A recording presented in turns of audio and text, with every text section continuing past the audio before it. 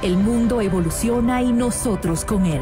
Hemos transformado la Universidad Técnica de Ambato para transformar positivamente la vida de nuestros jóvenes y así transformar la sociedad. La UTA lidera la evolución educativa con infraestructura, laboratorios, tecnología de punta y talento humano que contribuye a la excelencia educativa. Transforma tu futuro. Estudia en la UTA. Revisa nuestra oferta académica en www.uta.edu.es. Universidad Técnica de Ambato. Cambio, evolución, transformación. Yo soy de la UTA.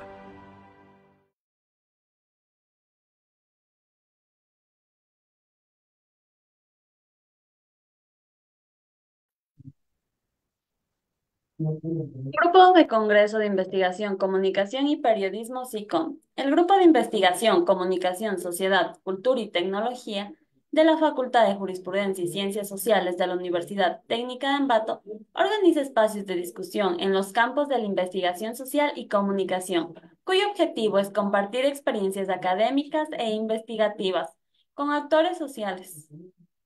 Sean estos profesores, estudiantes y profesionales de la comunicación. Muy buenos días con todos. Reciban un cordial saludo de parte de la carrera de comunicación. Los días miércoles, jueves y viernes de esta semana estuvieron destinados a la comunicación y el periodismo contados desde la perspectiva de los estudiantes. Sus análisis e investigaciones formarán parte de este congreso que pretende ser un espacio abierto para la discusión. Los trabajos presentados son estrictamente desarrollados por estudiantes universitarios con apoyo de un tutor docente de la IES que también participará en este congreso. Hasta el día de hoy se han llevado adelante ponencias con temas de interés, los cuales han generado mucha interacción entre los asistentes. Gracias a quienes nos siguen a través de nuestras cuentas en medios digitales, convirtiendo este congreso en un espacio de intercambio de ideas y de construcción de conocimiento. Estimados asistentes, vamos a dar paso a la primera ponencia y les recordamos que de existir inquietudes sobre el tema nos lo hagan saber por medio del chat, para que al final de la intervención de nuestro invitado se resuelvan cada una de sus dudas. De esta forma, damos paso a Alejandro Palacio con el tema Análisis del discurso de la banda musical Lola Boom en el gobierno de Lenín Moreno 2017-2021. Buenos días con todos primeramente. Eh, sí, el tema es análisis del discurso de la banda musical Lola Boom en el gobierno de Lenín Moreno en el periodo 2017 a 2021. Eh, Como resumen, en la presente investigación se analizan discursos ilocutivos emitidos por esta banda en sus canciones, específicamente en tres álbumes lanzados durante este periodo de gobierno. Se emplea una matriz de análisis del discurso junto a una etnografía musical, clasificando la letra de 6 canciones de un total de 35, el discurso locutivo y además lo ilocutivo, siendo así como se puede explicar y comprender las ideas o mensajes emitidos por esta banda sobre la gestión del gobierno de Moreno durante sus años como presidente, lo que llegaría a ser el paro que se vivió en 2019 y la crisis pandémica. Como introducción, Lenín Moreno se convierte en presidente del Ecuador un 24 de mayo de 2017, con respaldo del 51,16% gracias al apoyo del movimiento Alianza País. A su vez, era visto como sucesor y encargado de continuar la administración del expresidente Rafael Correa Delgado. Por otro lado, también iba ganando la popularidad de Lola Boom, una banda musical ecuatoriana de género indie y rock latino, quienes lanzarían su segundo álbum en 2018. Al ser de estilo indie, su música es alternativa, pero tiene canciones que sí o sí puede pegar con la gente. La canción más sonada, por así decirlo, es Ecuador. También le acontece RR y Miedo, que dejan un mensaje secundario en las letras de estas canciones. El análisis del discurso se convierte en el método idóneo para descubrir y comprender estos mensajes indirectos que pueden dejar en cada estrofa de las canciones. Un ejemplo tratado en la canción RRR, donde se interpreta algunas líneas con relación a problemas políticos que pasó Moreno en su gestión, lo que sería el cambio de bando político de Alianza País a intentar mezclarse con los sociales cristianos. Y también la canción que se pone en ejemplo dentro de de la ponencia, Dios mío, ya no ve noticias, que nos habla sobre fenómenos sociales y culturales acontecidos durante la pandemia. La música es un método de comunicación, pero el discurso dentro de esta es una herramienta en la interacción social, donde el mensaje, ya sea verbal o no verbal, tiene cierta influencia en la estructuralización social y cultural. Esto lo dice Van Dijk en su libro Análisis y Discurso del 2009. El marco teórico. Según Van Dijk, en Discurso en Contexto, el discurso es de forma sociocognitiva, se lo encuentra dentro de la sociedad. Esto es prácticamente debido a que todo tipo de interacción genera un grupo social. Es aquí donde se debe estudiar la profundidad del contenido de cada texto y que se debe infundir en todo lo que se escucha de forma cotidiana. Además, el discurso es un acto social porque provoca algún tipo de resultado o cambio como cualquier otra actividad dentro de la sociedad y a su vez no se queda solo en un texto, sino se marca en cada individuo que llegue a ser parte de esta masa, lo dice Stuart Hall en Sin Garantías. ¿A qué quiero llegar con esto? De que el discurso lo tenemos entendido que lo dan líderes políticos, líderes de algún tipo de movimiento, pero no necesariamente. Las bandas, la música también tiene un discurso, el cual llega y nosotros no nos percatamos. Hay veces donde lo seguimos sin darnos cuenta y otras veces donde deberíamos escucharlo y seguirlo. Según Peter Wade, en Música y Raza y Nación, la música puede ser utilizada como un poderoso medio de expresión y movilización en la arena política, porque ha demostrado ser una herramienta eficaz para generar sentimientos de unidad y solidaridad dentro de una población. Y por eso líderes políticos a menudo se aprovechan de esto. El poder emocional y sobre todo llegar a la gente con su narrativa y construir una identidad colectiva. Es aquí por el hecho de que muchos grupos se dividen entre correístas y anticorreístas. Por otro lado, parafraseando en cambio a María Belén Albornoz, la comunicación es la mejor forma de plasmar un concepto entre multitudes, debido a que es mucho más sencillo crear un adoctrinamiento o convencer a base de ideas y acoplar a los individuos en un solo pensamiento, sometiéndolos a una ideología y definiendo así que la música no es neutral, que es una forma de comunicación alternativa. Sin embargo, hay que tener en cuenta que la música o la idea que genera puede ser discriminatoria, debido a que si el mensaje se orienta a una sola población, está ignorando a otros. Ese solo sería el visto negativo en cuanto a esta idea. La metodología es una investigación de enfoque cualitativo. Se emplea la técnica de análisis del discurso para interpretar la letra de estas canciones. El tipo de investigación fue un carácter explicativo, con el fin de comprender e identificar el mensaje no textual que se presentan en las estrofas. La matriz de análisis empleada es referenciada por José Dávila y Diego Silva, estudiantes de comunicación de la Central, graduados en el 2019. La única variable que se presentó es argumento testimonial de Lolabón, debido a que ellos, en su tesis de graduación, trabajaron con la banda Prisioneros de Chile. Aquí se tomó como muestra principal los tres álbumes, Tristes Trópicos, Verte antes de fin de año y Oh Clarividencia, con un total de 35 canciones, como ya mencioné. Después de esto, se realizó la triangulación para el análisis de resultados y también se aplicó una tabla con el fin de indagar sobre los actos del aula, que según Austin tienen que seguir una regla para dar por entendido que son legítimos o ilegítimos en caso de no cumplir. Y bueno, la presente tabla tomé una de las canciones que entre comillas se tomó más evidencia por la pandemia. La canción es Dios mío, ya no veo noticias. Como pueden ver, se presenta la duración de la canción, el género, el autor es Pedro Bonfín, el que escribió las canciones de la banda, y sí o sí, actores que se legitiman y deslegitiman. Los que se legitiman el pueblo ecuatoriano, debido a que son los buenos, por así decirlo, y los que se deslegitiman, el Lenín Moreno, debido a su no buen manejo del gobierno. El argumento testimonial de Lola Boom. Esto es algo complicado de adquirir porque la banda solo da pequeños argumentos en sus conciertos y teníamos que encontrar videos donde ellos dijeran algo, algún comentario. Y sí, Pedro en algunos momentos, justo antes de las elecciones de mayo, de 24 de mayo de 2017, Él decía, piensen bien en quién votar y que el país tenga un buen futuro. Además, se agrega el contexto político, económico y cultural.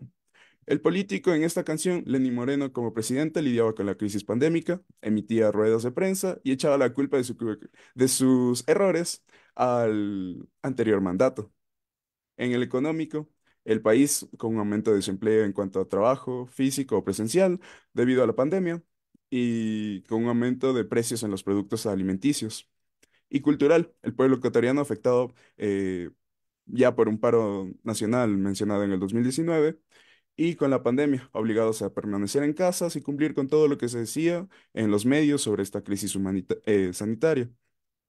El análisis del discurso, primero se presenta la letra, luego se le da el análisis locutivo y lo ilocutivo. Por ejemplo, el discurso locutivo. Cuento cuerpos, me faltan dedos, los dolores que nos importarán. El discurso locutivo nos trata de decir una gran ola de fallecidos por una mala gestión de gobierno. Y también el sumado el Ministerio de Salud y vaya la destrucción que generaron los medios tradicionales y digitales sobre la información que no daban precisamente. Y en los resultados, bueno, en las estrofas analizadas e interpretadas se resaltan distintas frases, mediante las cuales determinamos que la banda musical Olabun está empleando actos de habla indirectos, tratando de mostrar que el Ecuador necesita un mayor criterio en base a la política y que debe tener que aceptar las consecuencias por sus decisiones en base a esta, y no afrontar nuevamente una situación como la del periodo 2017 a 2021, aunque bueno, si se ponen a pensar sobre el gobierno que salió, creo que no aprendimos mucho.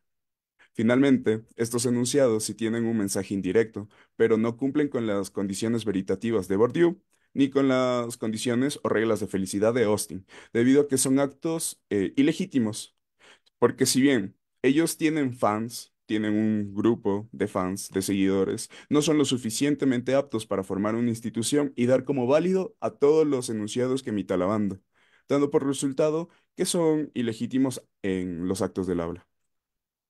Como conclusión y discusión, el mensaje que pronuncia Lola Bunge en sus canciones es un análisis de discurso social, donde la crítica recae en el gobierno de Moreno, mostrando de forma verbal y subjetiva sobre todo lo que padecía la gente del Ecuador.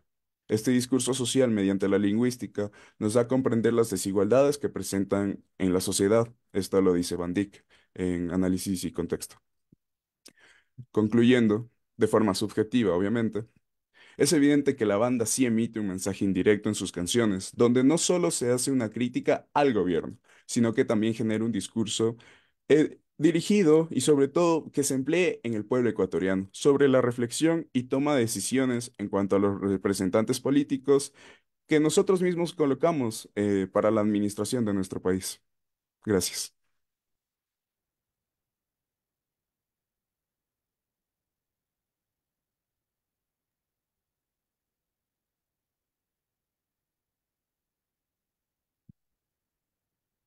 Muchas gracias, Preguntas. Alejandro. Es un tema de mucho interés. Ya, La gracias. inteligencia consiste no solo en el conocimiento, sino también en la destreza de aplicar los conocimientos en la práctica. Aristóteles. Seguidamente damos paso a la magíster Nelly Guamán con el tema Políticas de comunicación y ejercicio periodístico. Sea bienvenida, magíster.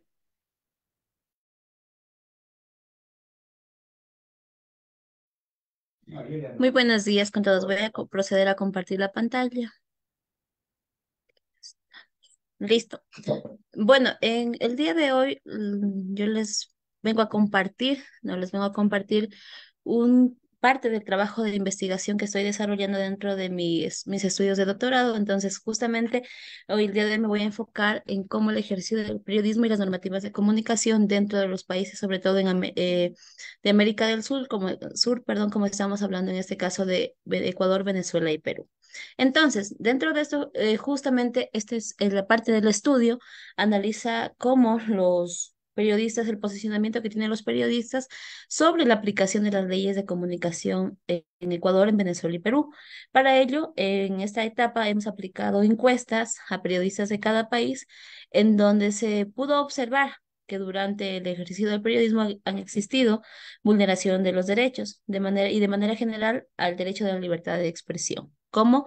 Y en este sentido, pues se manifiesta por parte de los periodistas que ese derecho es respetado de manera regular. Entonces, dentro de esto justamente, pues parte de un marco teórico o algunos autores de referencia que tenemos aquí o algunos documentos que se han seleccionado, pues está justamente la Declaración Universal de los Derechos Humanos, en donde se establece la libertad de expresión como un derecho para las personas, no específicamente de los periodistas, pero obviamente sí, los periodistas están enmarcados dentro de ese derecho. Otro de los estudios que también se han abordado son los estudios de Claudia Mellado Ruiz, quien habla sobre todo sobre el trabajo periodístico dentro de América Latina, la Comisión de los Interamericana de los Derechos Humanos, que nos establece o establecido en este caso sobre todo esos principios sobre la libertad de expresión y las diferentes cartas magnas de Ecuador, Venezuela y Perú, en donde podemos establecer cómo se ha podido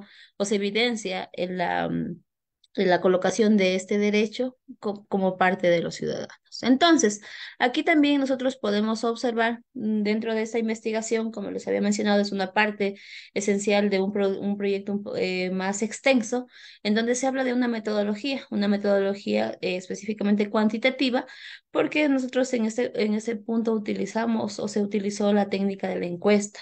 Esta encuesta fue aplicada a través de un cuestionario que constó de 10 preguntas a un total de 308 periodistas que hablamos en este caso de Ecuador, de Perú y de Venezuela, donde se los contactó a través de redes sociales, a través de correo electrónico, ¿no? Y sobre todo aquí qué es lo que se buscó o cómo el tipo de muestreo, pues hablamos de la bola de nieve. Es decir, también, aparte de de esa forma de contacto que tuvimos, pues los periodistas fueron recomendando a otros periodistas para que puedan completar esta encuesta. Entonces, al momento tenemos 308 encuestas, de las que nosotros hemos obtenido los siguientes resultados, ¿no? En principio, podemos observar que hay una cierta relación entre la participación de cada uno de los periodistas, de cada uno de los países, perdón, que hablamos, que si bien es cierto en Ecuador, como lo veíamos en la diapositiva anterior, pues está alrededor de 104 periodistas que participaron, en Perú 102 y en Venezuela también participaron 102.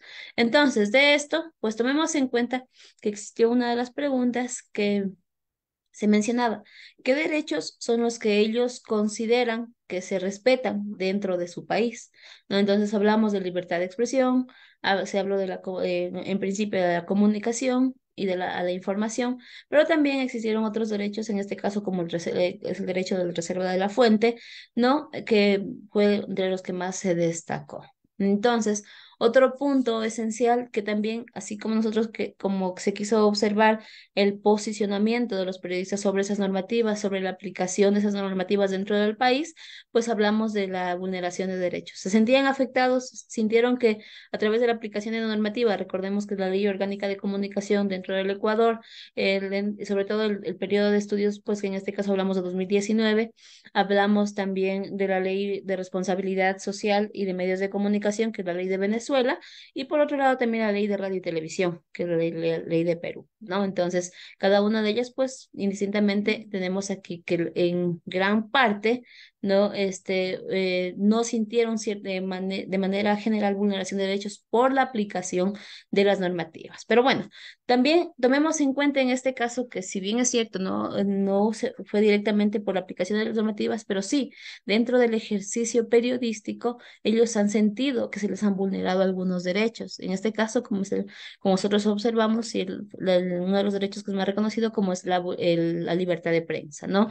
Por otro lado, hablamos de la protección de los datos personales de los periodistas, por eso luego algunos periodistas inclusive mencionan haber sido perseguidos, ¿no? Por el tipo de noticias o de información que ellos estaban publicando. Por otro lado, también consideran que no han tenido ese derecho a la información, que no se los ha podido brindar. A su vez, también podemos observar el secreto profesional. No recordemos que es una clave, un elemento esencial dentro del trabajo del periodista, sobre todo cuando se hace periodismo, cuando se está desarrollando alguna investigación, ¿no? Reserva de fuente y a su vez la libertad de expresión, que es el derecho que más se ha podido observar, que en teoría pues los periodistas, ojo, desde la percepción de los periodistas, pues han sentido que se ha vulnerado.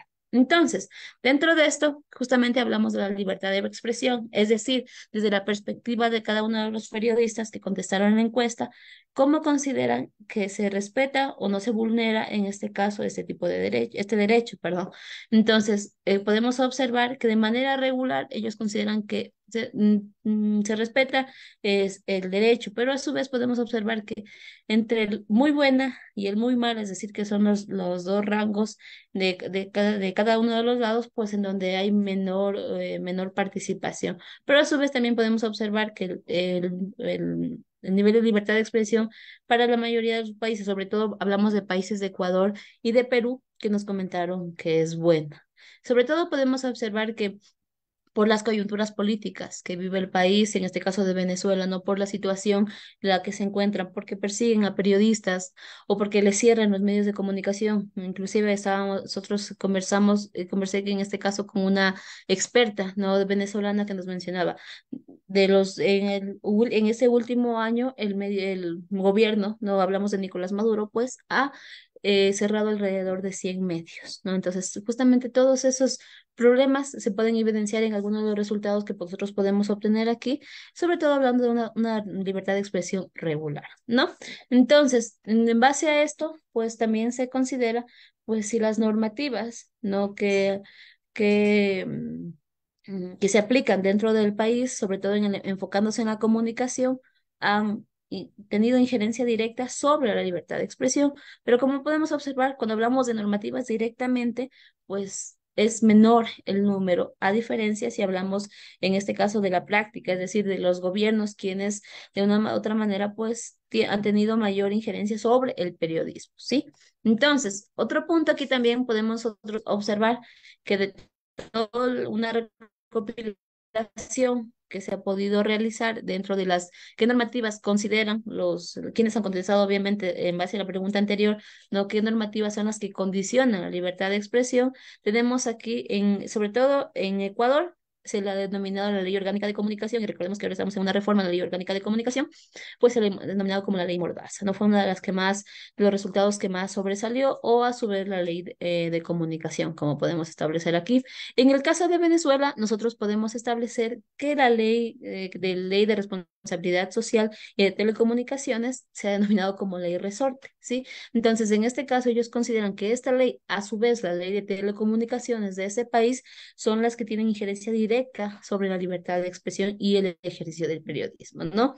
Y por otro lado, pues también dentro de los periodistas peruanos podemos observar que aquí ellos nos hablan de dos leyes, tanto la ley de radio y televisión como la ley del Colegio de Periodistas. Y la ley de medios, algunos países la identifican algunos periodistas la identifican para hablar sobre la ley de comunicación que está promulgada en cada uno de estos países, ¿no? Entonces, podemos observar normativas que en teoría consideran que sí condicionan la libertad de expresión, pero como podemos observar en esta presentación, pues sí, hay un condicionamiento, pero es menor según la perspectiva de los periodistas. Entonces, otro punto que nosotros también quisimos observar es si ellos sintieron que se vulneró sus derechos, ¿no? Si ellos sintieron momentos en los que sintieron que no se respetó su derecho a la información, su derecho a comunicar, pues obtuvimos de entre las 308 respuestas que obtuvimos, algunas que se pueden destacar es que al momento que quise investigar un tema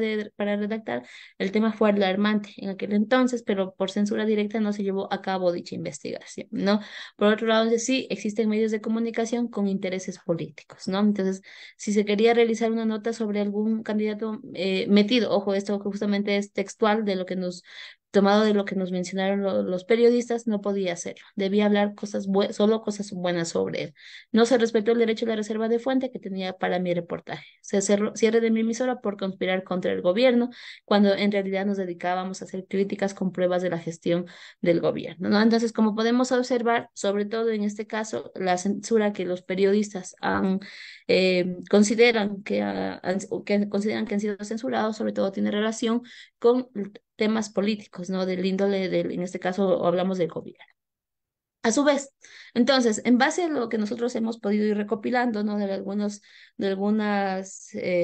preguntas que se han mostrado aquí, podemos indicar que la vulneración de derechos ha sido uno de los principales factores por lo que los periodistas consideran que sí, que el ejercicio del periodismo, perdón, no ha sido posible realizarlo de manera efectiva dentro del país. Por otro lado, tomemos en cuenta que, aunque como se ve mencionado, pues las regulaciones directamente no influyen, pero sí aún condicionan el ejercicio del periodismo en el hecho de qué es lo que deben decir, qué es lo que no deben decir, sobre todo las instituciones reguladoras amparándose en estas normativas, ¿no? Se percibe, como lo mencionábamos, un nivel regular de libertad de expresión, es decir, a veces puedo hablar, a veces no puedo expresarme, a veces puedo emitir algunos comentarios dentro, por ejemplo, de mi programa, a veces no. Y claro, una de las recomendaciones, sobre todo al hacerles a los periodistas, ¿no? Al momento de decir qué es lo que les falta a las normativas de comunicación, que consideran que se debería establecer o se debería incrementar o deberían mejorar en cuanto a las normativas, políticas de comunicación, justamente nos mencionan en este sentido, pues que se deben crear normativas para proteger a los periodistas, ¿no?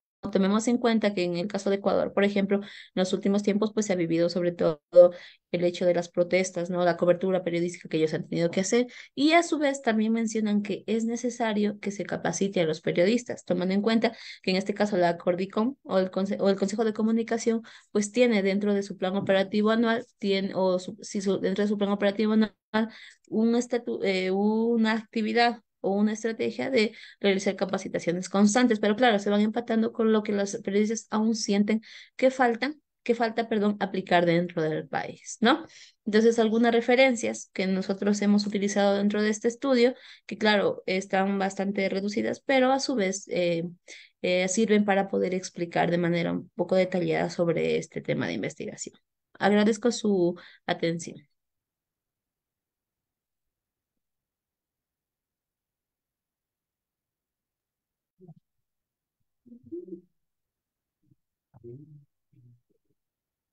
Agradecemos la participación de la Magíster Nelly junto a su tema realmente impactante. Les recordamos que el enlace de asistencia se encuentra en el chat y continuamos con la siguiente participación. Nunca consideres el estudio como una obligación, sino como una oportunidad para introducirse en el bello y maravilloso mundo del saber. Albert Einstein. Para darle continuidad al Congreso, solicitamos la presencia de la Magíster Paulina Tamayo con su tema La RCU y los imaginarios.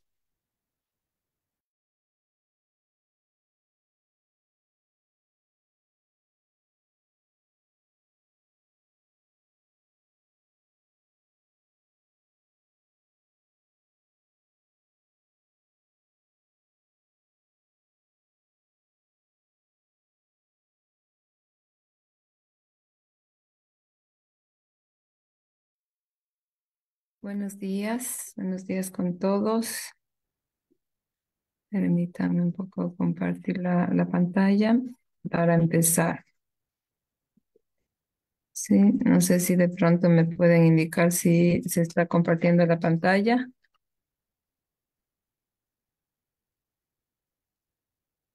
¿Sí se comparte la pantalla? Sí está la Ok. pantalla compartida, Paul. Ya, bien, gracias, Carlitos. Buenos días con todos los presentes. Bueno, primero que nada, un saludo para la carrera, para el grupo de investigación que han tenido la gentileza de extendernos una invitación para ser partícipes de este congreso, que no es el primero, sino es el tercero. En esta ocasión voy a compartir con ustedes información sobre lo que son o lo que es la responsabilidad social universitaria y los imaginarios sociales.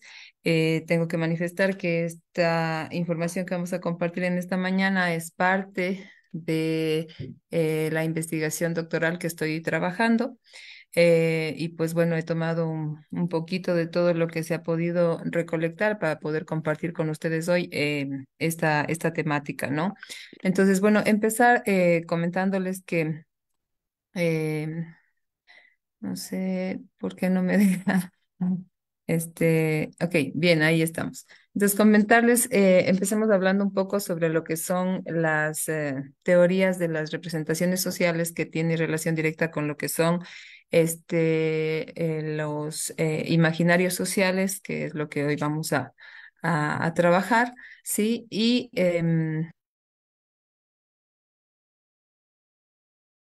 en este sentido, hablar un poco sobre lo que son, ¿no? Y bueno, un poco aquí tengo que mencionar que yo he decidido, bueno, no he decidido, sino he querido tomar un poco la teoría de lo que es lo que propone Moscovici, que es un poco el padre de las teorías de las representaciones sociales, sí, y él un poco desde la psicología social establece esta teoría que nos permite a nosotros un poco compartir información sobre lo que son las formas de vida de las personas, las formas de relacionarse de las personas, cómo un poco interpretan las personas los fenómenos, los objetos, los conceptos, todo esto en virtud del vínculo que se genera desde la vida cotidiana, ¿no? Porque las representaciones se forjan al compartir, en este caso, la cotidianidad de las personas, y esto establece un mapa mental que pues obviamente facilita un poco la interpretación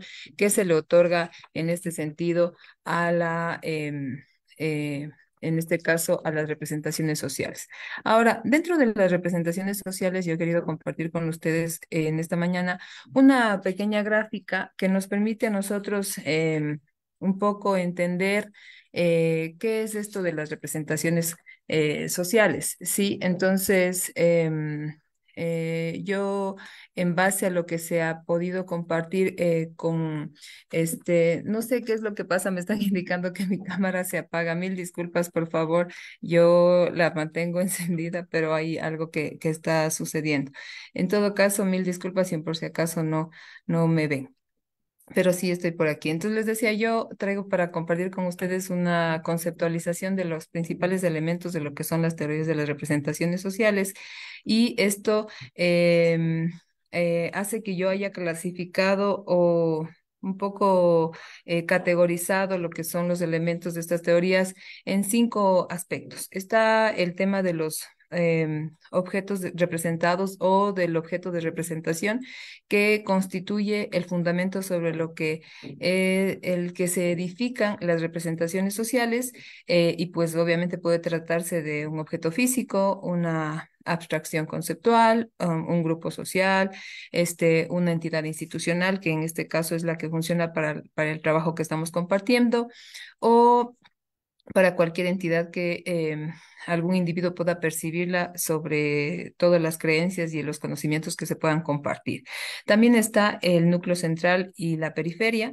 El núcleo central, que en este caso incorpora creencias y los conocimientos fundamentales, y pues obviamente también establece una relación al objeto de representación, mientras que en el caso de la periferia alberga más bien las ideas y los elementos flexibles y cambiantes, ¿no?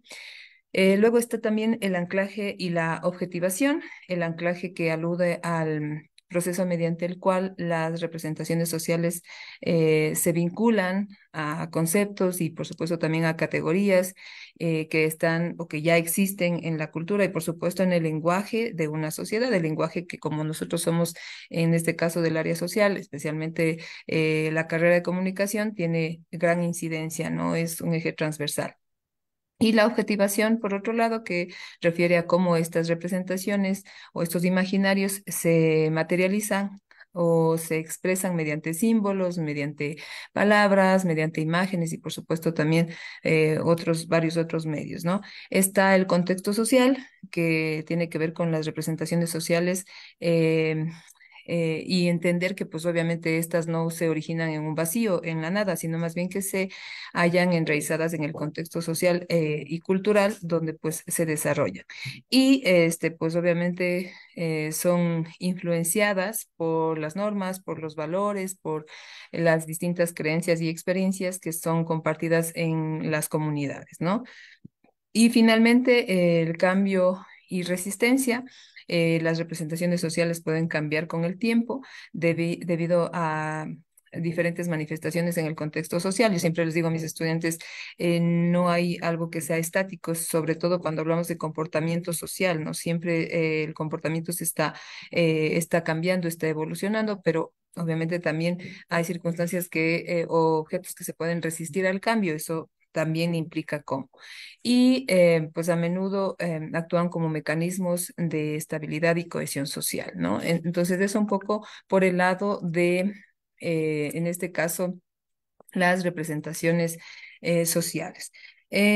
Luego, también tenemos que adentrarnos un poco en lo que en lo que es ya la responsabilidad social, en este caso universitaria, que es el eje central que nos ha permitido a nosotros levantar la información que contamos, y pues obviamente la responsabilidad social universitaria que está vista desde la perspectiva de la comunicación. Muchas veces las personas me dicen, pero la responsabilidad social es un poco más administrativa. Como ciencia, como eje sí, pero lo que nosotros hacemos con la responsabilidad social es parte 100% inherente a lo que es el área de la comunicación.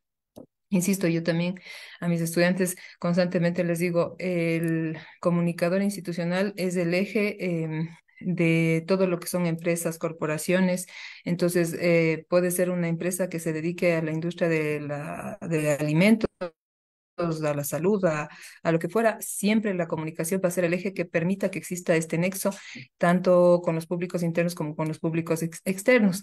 Y pues bien, la responsabilidad social universitaria maneja básicamente cuatro ejes. Estamos hablando de la gestión, estamos hablando de la investigación, también de la vinculación y por supuesto de la parte académica que involucra directamente a lo que es la docencia. En este sentido, si vamos a considerar a la responsabilidad social desde la perspectiva de la comunicación, siempre el diálogo con los grupos de interés es el eslabón entre la responsabilidad social corporativa, empresarial, universitaria y los colectivos.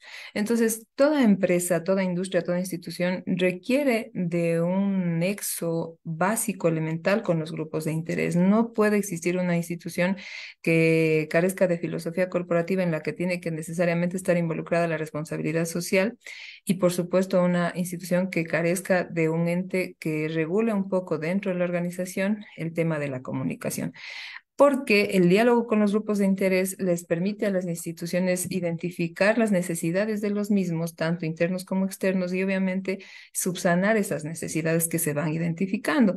Entonces, el comunicador o la comunicación entra ahí como un factor elemental para poder identificar esas necesidades y en base a ello proponer estrategias que permitan mantenernos en contacto, pero sobre todo difundir todos los alcances que se van teniendo en las diferentes áreas, ¿no? En este caso, como les decía, estamos enfocados específicamente en lo que es responsabilidad social universitaria a nivel Ecuador. Entonces, por eso enfocamos desde esta perspectiva. En la investigación se está trabajando una metodología mixta que incluye pues análisis de las técnicas cuantitativas y cualitativas, que se ha recogido la información en base a lo que son encuestas y entrevistas desde la perspectiva de los públicos internos, que es lo que un poco nos interesa trabajar. Entonces, por ejemplo, en este cuadro que les comparto en este momento, se puede evidenciar el desarrollo de una tabla cruzada que nos permite a nosotros hacer la medición de lo que son los impactos de la responsabilidad social y entender a través de qué medios se está difundiendo esta información en las instituciones de educación superior del Ecuador, ¿no es cierto? Entonces, como ustedes pueden ver, un poco el análisis aquí desde la perspectiva de los públicos internos, sí es que se hace la medición del impacto de la responsabilidad social que hacen las universidades o que tienen las universidades a través, por ejemplo, de lo que son sondeos de opinión y evaluaciones internas, y la difusión de las estrategias se hace a través específicamente de la página web institucional o de las páginas web de las universidades. Y algo importante que hay que recalcar es que tomemos en cuenta que, por ejemplo, ya los medios de comunicación alternativos o los medios de comunicación tradicionales como que ya no tienen gran incidencia en la difusión de las estrategias que se manejan desde las universidades, ¿no? Y eso es algo que pues llama mucho la atención porque ya desde la comunicación estratégica todavía no podemos dejar de lado estas instituciones para poder hacer difusión. A través del programa Atlas T, se ha generado la gráfica que les proyecto en este momento, que pues obviamente es una codificación de cuáles son las palabras que tienen mucha más relación con lo que es la responsabilidad social de las universidades, que obviamente están siendo objeto de estudio. Entonces, la constante es, por ejemplo, ética, investigación, vinculación, que corrobora un poco la teoría que les manejaba al principio, de desde dónde parte la responsabilidad social universitaria, ¿no es cierto? Ahora, ya una vez que nosotros podemos analizar qué es lo que se usa, qué es lo que ya no se usa, desde qué perspectiva se puede trabajar, etcétera, etcétera. Entonces, pues, es necesario que nosotros tomemos en consideración ciertos aspectos. Ejemplo, las universidades en el Ecuador han establecido en algunos de los casos como normativa, inclusive políticas de responsabilidad interna. Han determinado, por ejemplo, políticas de acción afirmativa, este, se han involucrado mucho en lo que es, por ejemplo, el rendimiento académico, el trabajar con proyectos de vinculación, con proyectos de investigación que, pues, lógicamente tienen relación directa en subsanar necesidades de la colectividad, porque de eso se trata la responsabilidad social, ¿no es cierto? Devolverle un poquito al entorno en donde la institución, a su entorno inmediato en donde la institución ejerce su función. Y se está trabajando también, o se están trabajando también ciertas estrategias que le permiten a las instituciones difundir masivamente los resultados que se obtienen en la aplicación de las políticas de responsabilidad o de las acciones de responsabilidad social, lo que nos permite a nosotros concluir, por ejemplo, que en el Ecuador definitivamente todavía estamos en un proceso de transición, de transformación, de crecimiento en el área de lo que tiene que ver con la responsabilidad social universitaria. En el Ecuador inclusive existen políticas gubernamentales que de alguna u otra forma incluyen estos procesos. Está la LOES, están, por ejemplo, también los ODS que también nos involucra, están los planes de creación de oportunidades territoriales también. Y en el caso de las instituciones de educación superior están también las normativas internas, eh, y con esto pues obviamente se impulsa de manera directa todo lo que son procesos de responsabilidad social. Eh, y como un poco para dejar sentado, todavía nos queda un poco de camino por recorrer, pero desde las universidades y desde las estrategias de comunicación que se aplican en las universidades, se está avanzando, se está creciendo, y espero yo, siempre también comparto con mis estudiantes ciertas propuestas de procesos de investigación que pudieran generar un apoyo a estos procesos, ¿no? De involucrar a la comunicación desde todas las aristas, y pues la responsabilidad social es una de esas aristas que se impulsa el trabajo porque finalmente es un proceso que involucra o que nos involucra a todos, ¿no? A las empresas, que es como futuros empleadores, y pues obviamente a las universidades con garantías de excelencia académica y de trabajo por el bienestar social. Eso, queridos estudiantes, la gente que nos está siguiendo también por Facebook, muchas gracias, y de pronto hay alguna pregunta, con todo gusto.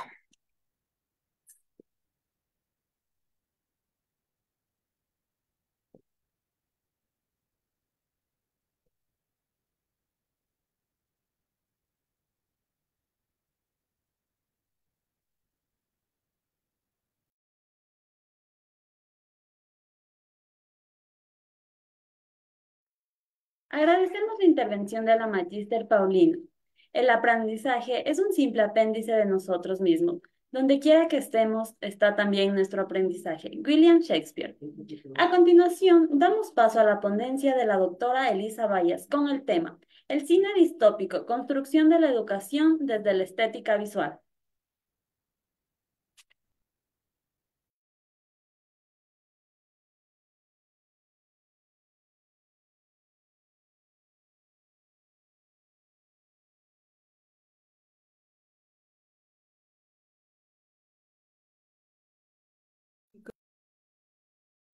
Bueno, gracias. No estaba funcionando el micrófono.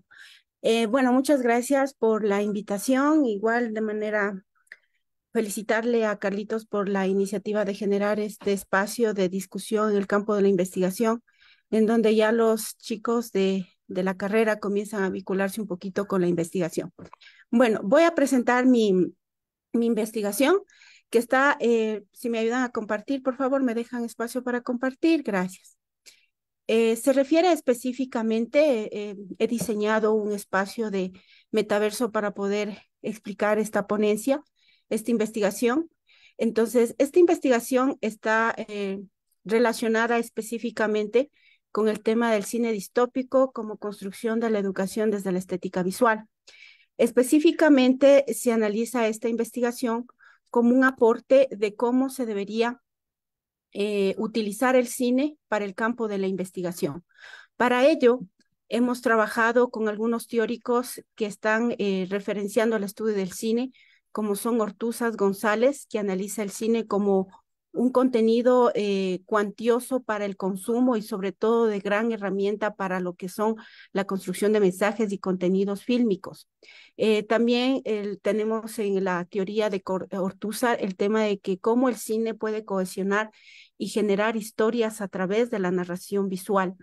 Y también de la Torre, que es quien presentó su teoría del cine formativo como una forma de cómo se debería utilizar las producciones fílmicas para construir elementos que puedan coadyuvar en la formación académica en ciertos espacios educativos, sean estos de la educación básica, educación media, como la educación universitaria. Y también tenemos la teoría del cine distópico como un tipo de cine dentro de las características y tipologías que tiene el cine. Hay el cine distópico, que fue una rama de del cine ficción, que se le considera como ese cine que cuenta sociedades ficticias y agrupan situaciones de qué podría ocurrir de manera inadecuada en la sociedad si no se toma ciertas medidas al presente que podría afectar en el futuro. Entonces, este tipo de cine es un cine apocalíptico también, que cuenta historias ficticias y obviamente de sociedades que uno no quisiera tener. Tomás del Moro fue quien también tomó el tema de la utopía como la distopía, como una forma de un sueño, cómo debería ser una sociedad versus cómo no debería ser una sociedad. Entonces, estos fueron nuestros teóricos para poder abarcar un poquito esto de la teoría del cine distópico. También dentro de los objetivos de la investigación, nos hemos planteado, por ejemplo, determinar para esta investigación si los estudiantes de comunicación, que son quienes se forman específicamente con ciertas bases teóricas de la teoría de la comunicación, utilizan el cine del cine como un método de aprendizaje. Entonces, la idea de esta investigación era descubrir si a través del uso del cine se podría establecer ciertos modelos de aprendizaje en estudiantes y se tomó para ellos como una prueba piloto a estudiantes de comunicación. Los objetivos de este estudio están basados en los 3 elementos básicos del estudio de Calduría sobre lo que son las competencias de la educación. Entonces, tomamos, por ejemplo, la formación basada en cogniciones o la formación basada en procedimentales y la educación basada en actitudes y comportamientos. Entonces, hemos tomado 3 bases teóricas de los modelos educativos basados en competencias para poder medirlos dentro de esta investigación. Bueno, vamos a ver. ¿Cuál fue el método que nosotros utilizamos para este estudio? El método para esta investigación estuvo basado específicamente, se determinó primero como población de estudio a 180 estudiantes tomados de una muestra, de una prueba estadística. Se determinó que de los de 360 estudiantes de comunicación, se estableció un 95% de confiabilidad con un 5% de error para establecer una muestra de 180 estudiantes para ser estudiados en esta investigación, seleccionando una muestra, obviamente, de 180 estudiantes para ser estudiados. ¿Cómo se lo analizó para este grupo? Se estableció 2 grupos de investigación, el grupo control y el grupo prueba. Para el grupo control estaba establecido que sean estudiantes que no iban a ver las películas, pero tenían que ser eh, o recibir la ficha de estudio para poder ser analizado luego con el grupo control. Entonces, tanto para el grupo control como para el grupo prueba se estableció 2 muestras de igual homogénea cantidad, pero la diferencia es que en el uno estuvo con la ficha y en el otro se les aplicó el cine. En este caso, la unidad de estudio que se utilizó para la investigación fue la película Contagio. ¿Por qué se tomó la película Contagio? Estuvieron 2 películas para este análisis, fue la película Contagio y Virus. Sin embargo, para hacer un estudio más específico, para luego probarlo con otra película, fue Contagio la que se seleccionó. ¿Por qué se seleccionó esta obra fílmica? Porque de acuerdo a la Warner Brothers, en el informe que se emitió en el 2020, fue Contagio la película que más visualizaciones tuvo tanto en streaming, en plataformas abiertas como Netflix, en la época de COVID-19 a nivel mundial. Entonces, Contagio fue considerada la película para este análisis, no solo por el tema de que fue considerada una película de alto tráfico en aquella época, sino también porque tiene algunos elementos a considerarse para el estudio, considerando que en los 3 objetivos de investigación que nos planteamos era medir como primer paso la parte cognitiva de conocimientos, la parte procedimental, es decir, si saben sobre procesos, destrezas o habilidades que pueden adquirir a través de la película, y la actitudinaria y comportamientos, qué tipo de actitudes y comportamientos podían adquirir. Entonces, en esta película, luego de observarla, se pudo ver que tenían los elementos para poder ser estudiados como una obra fílmica de características distópicas y que también podría ser utilizada como una forma de cine formativo. El tipo de investigación utilizada fue la descriptiva, pues se utilizó descripciones de cada uno de los elementos o variables estudiadas, y cuasi experimental, considerando que se utilizó estos 2 grupos. Pero al no ser pruebas netamente objetivas, no se lo podría considerar experimental puro, sino cuasi experimental. La metodología de propuesta fue la utilizada para este estudio, fue el modelo ORA. El modelo ORA es un modelo ya aplicado por de la Torre Saturnino, es un modelo basado en lo que es la observación, la reflexión y obviamente la aplicación a través del cine. Es un modelo que se utiliza para poder utilizarlo como estrategia didáctica al cine. Las técnicas e instrumento utilizado para esta investigación fue la ficha de cotejo, utilizando para ello 2 elementos de ítems para medición, el sí cumple y el no cumple. Entonces, en esta ficha de observación lo que se hizo es determinar alrededor de 14 ítems de medición. En estos 14 ítems estuvo dividido una cantidad para medir el conocimiento, la otra para medir las habilidades y destrezas que adquirían los chicos en el cine, y la última que se medía las actitudes y comportamientos adquiridos a través de la obra fílmica. Finalmente tenemos la parte de la metodología de la estrategia en el aula, que igualmente se utilizó la de Saturnino para medir cómo se puede utilizar esta estrategia a través del debate. Entonces, sí se necesitaba el debate para poder aplicar este tipo de estrategia. Y finalmente, en el tema de procesamiento y análisis, utilizamos la prueba de Whitney para medir 2 grupos diferentes, tanto para el grupo experimental como para el grupo prueba. Seguimos por acá. Entonces, si me acompañan.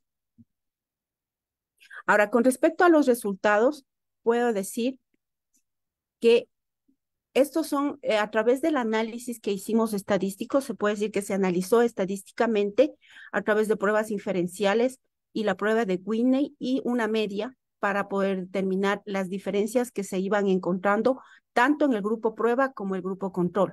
Si se puede observar, las que van marcando en negritas son las diferencias que se pudo encontrar en los grupos.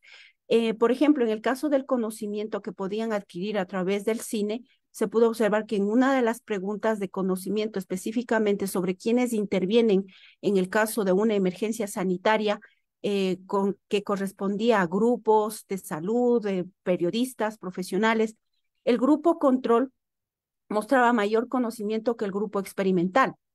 Esto se daba porque de alguna manera al momento en que ocurrió la crisis del COVID-19, la gente sí adquirió cierto conocimiento no solo en películas, sino también a través de la información, noticias y todo lo que ellos adquirían de información durante la red, a través de las redes sociales. Entonces, se puede determinar que de alguna manera el grupo control que no recibió la película tenía sí conocimiento sobre esto por otros medios que no necesariamente podían haber sido la obra fílmica. En el caso, por ejemplo, de los valores de conocimiento en políticas de actuación frente a un riesgo, la película en sí muestra información básica sobre cómo debería existir ese conocimiento de políticas de actuación, demostrándose que a través del uso de la obra fílmica sí se pudo observar que el grupo experimental a quien se le pasó el video sí mostró un cambio, es decir, que sí adquirieron cierto conocimiento con respecto a lo que era la obra fílmica. De igual manera, tenemos algunas diferencias marcadas en el tema de habilidades y destrezas. Esto quiere decir que a través de las películas, el grupo experimental, quien observó la película, sí pudo mostrar ciertos cambios con respecto a lo que son herramientas y destrezas que deben adquirir con respecto a una emergencia sanitaria, demostrándose de alguna manera que a través de la obra fílmica, bien direccionada, bien ubicada y sobre todo bien analizada a través de un debate, sí se puede ir formando ciertas habilidades dentro de lo que es la comunicación de riesgos y manejo de gestión. O sea, es muy importante considerar este punto. Vamos por acá. ¿Ya? Ahora, con respecto igual al tema de habilidades, se puede, perdón, lo que son actitudes y comportamientos, de igual manera, sí se puede observar cómo a través del cine existe un conocimiento sobre qué comportamientos y actitudes se puede adquirir al momento de una crisis sanitaria o una crisis ambiental, que también podría ser bien utilizada.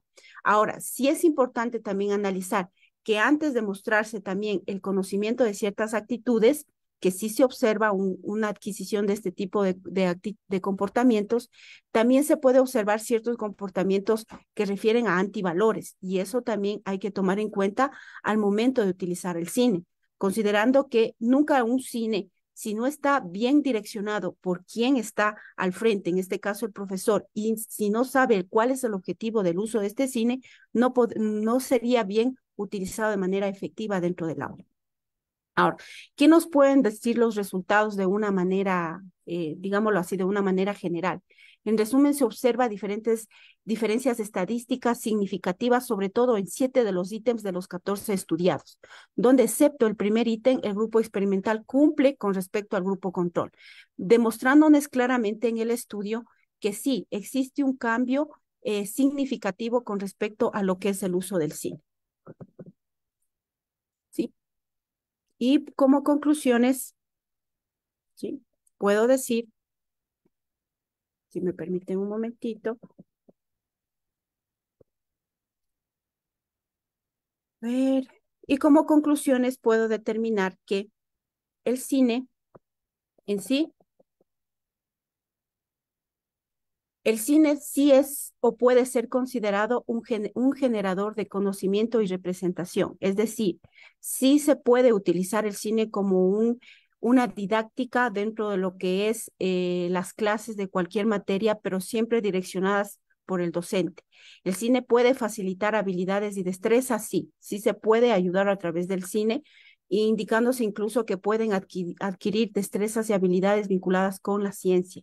Y el cine genera cambios de actitud, claro que sí, pero hay que saberlas direccionar porque hay ciertas actitudes y antivalores que se pueden observar en el cine y hay que saber cómo guiarle en todo caso al estudiante para que analice de manera crítica y reflexiva el uso de las imágenes. Estamos hablando ya de una alfabetización audiovisual. Y sobre todo también que el cine muestra un interés de aprendizaje marcado en los medios audiovisuales. Dentro de la era en la que nos encontramos hoy, es importante vincular ya el uso de estas técnicas medios audiovisuales para poder generar mayor procesos de aprendizaje en los estudiantes. ¿Sí? Eso es todo con respecto a la presentación. Cualquier duda que ustedes tengan, igual estoy abierta para dialogar. Muchas gracias.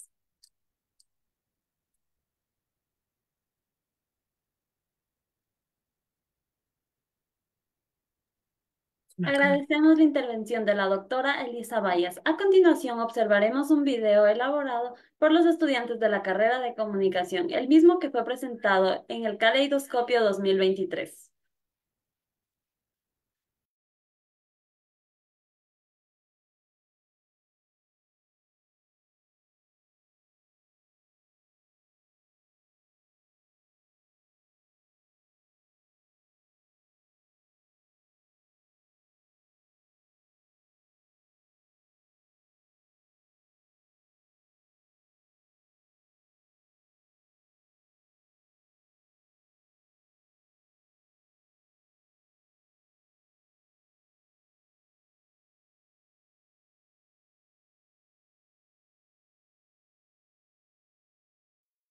Mientras se presenta el video, recordarles que el enlace de registro de asistencia está en el chat de esta sala para que por favor lo hagan y se puedan registrar.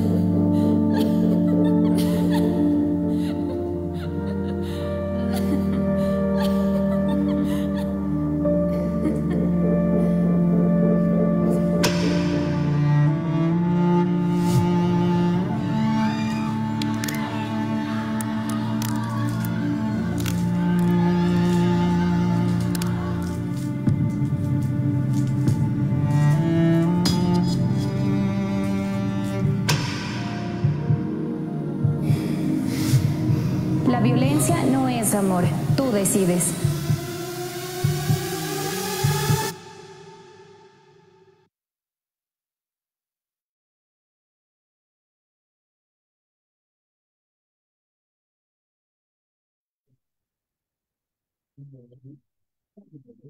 A continuación tenemos la presentación de Verónica Peña Herrera y su grupo con el tema La educomunicación como estrategia pedagógica a través de la radio.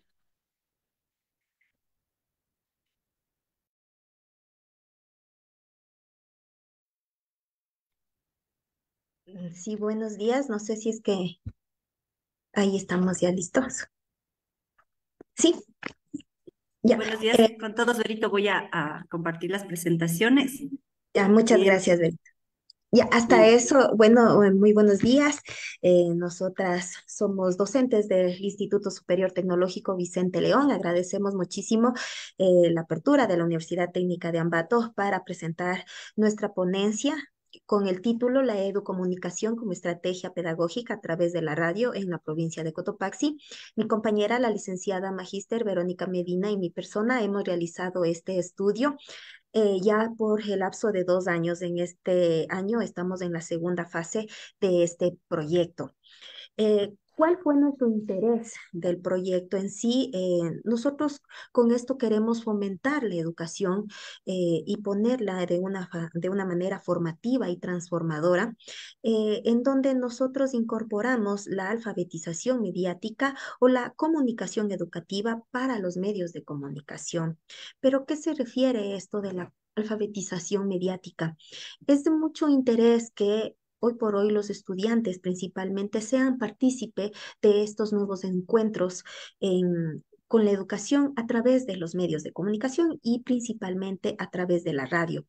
La investigación que nosotros realizamos se realizó un estudio de caso detallado con una muestra aleatoria con 50 docentes y 200 estudiantes de nuestra institución, en la cual se realizaron varias encuestas, entrevistas y análisis de contenido de programas educativos. En la actualidad nosotros tenemos un programa de nombre Encuentro Académico que gracias al convenio con Radio Cotopaxi, lo podemos pues transmitir todos los días lunes de 14 horas a 15 horas por la frecuencia de 106.9 FM. En esta, pues, compartimos diferentes experiencias de docentes. Obviamente, no solo es temas relacionados a las carreras que tiene el Instituto Superior Tecnológico Vicente León, no solo está enfocado solo para los estudiantes, sino también para el público en general, en donde ellos aprenden, ¿sí? Diferentes temáticas en gastronomía, en marketing, en contabilidad, todo lo que sea de interés para la localidad. Los resultados revelaron que la educomunicación a través de la radio tiene un impacto significativo específicamente en la participación social y en la educación crítica de los estudiantes. ¿Por qué queremos formar estudiantes críticos? Porque hoy por hoy los estudiantes tienen que transformar a la sociedad. Ellos son los responsables de cambiar el mundo. ¿Y de qué manera? Pues a través de la participación activa con ellos. De igual manera, en los programas ellos intervienen a través de charlas en proyectos de investigación que han realizado en el transcurso del semestre. Entonces, eso es un incentivo para que desde ya se conjugue la teoría con la práctica, desde el inicio, desde los primeros niveles hasta el fin del semestre de cada uno de ellos. También se detectaron algunas falencias, ¿sí? En este caso, se detectaron que todavía hay la necesidad de adaptar los contenidos educativos en la programación de la radio. Eso a nivel de Cotopaxi, que ya que entrevistamos algunas radios de la localidad. Como marco teórico, podemos decir que la educomunicación se define como el proceso que integra a la educación y a la comunicación, permitiendo esta interacción dinámica entre el educador, el aprendizaje y los medios de comunicación. Esto es muy importante, como ya dije anteriormente, esta participación de los estudiantes, ya que hoy por hoy no hay esa interacción. Los estudiantes tienen mucho que decir, pero lastimosamente no tienen estos espacios donde puedan divulgar su conocimiento. Por esta razón, en este programa Encuentro Académico, la razón de ser y el objetivo que nosotros pretendemos es también fortalecer este proceso de enseñanza-aprendizaje que ellos tienen en el aula y obviamente lo expanden a través de la radio con llamadas interactivas, con esta participación social que ellos tienen y obviamente de esta manera que conseguimos que toda esta participación promueva el aprendizaje colaborativo y el desarrollo, obviamente, de las habilidades críticas que ellos tienen desde el inicio de su carrera.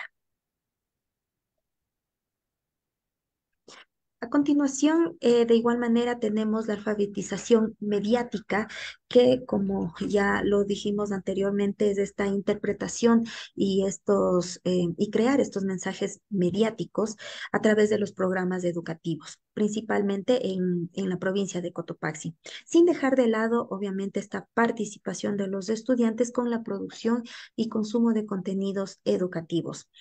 En el instituto nosotros no tenemos específicamente la carrera de comunicación social, pero sí tenemos otras carreras que ayudaron a conjugar esto, como marketing digital, diseño gráfico y multimedia.